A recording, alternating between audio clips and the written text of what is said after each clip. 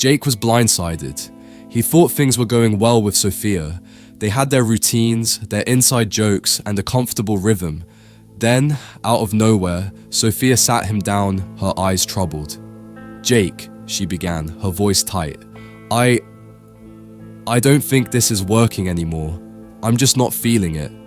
1,000 thoughts raced through Jake's head. He felt the familiar sting of rejection, the urge to plead, to understand, to fix it. He wanted to ask, "What did I do wrong?"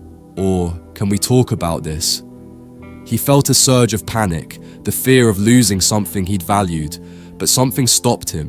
Maybe it was a flicker of self-preservation, maybe a whisper of dignity. He looked at Sophia, really looked at her, and said simply, "Okay." That single word hung in the air, heavy and unexpected. Sophia's expression shifted. Her brow furrowed, her eyes searched his. It wasn't the reaction she'd anticipated. See, Sophia, like many people, had a narrative playing in her head. She'd expected Jake to react emotionally, to beg, to argue, to prove her decision right. It's a common, if unhealthy, dance in relationships. We often test each other, consciously or unconsciously, pushing boundaries to see how the other person will react. Sophia had been wrestling with doubts, with a sense of disconnection. She'd been unsure, and in that moment she was hoping for a reaction that would solidify her doubts or erase them. She was hoping for a show of emotional vulnerability that would validate her feelings, but Jake's okay was a curveball.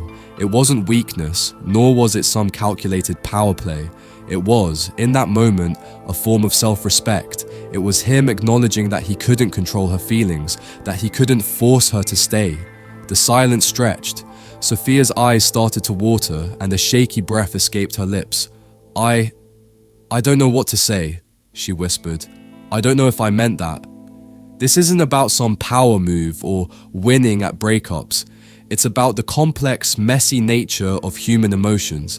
Sometimes people say things they don't fully mean, driven by fear, confusion, or the desire for validation. Sometimes they test boundaries, hoping for a specific reaction. Jake's reaction wasn't about manipulation, it was about drawing a line. It was about saying, "I respect myself enough to accept your decision." It's important to understand that this scenario doesn't always play out the same way. Sometimes the okay is the final word and the relationship ends, and that's okay too. Relationships are about mutual respect and consent. The lesson here isn't about how to win a breakup. It's about how to navigate difficult emotions with dignity and self-respect. It's about understanding that sometimes the most powerful response is simply acceptance.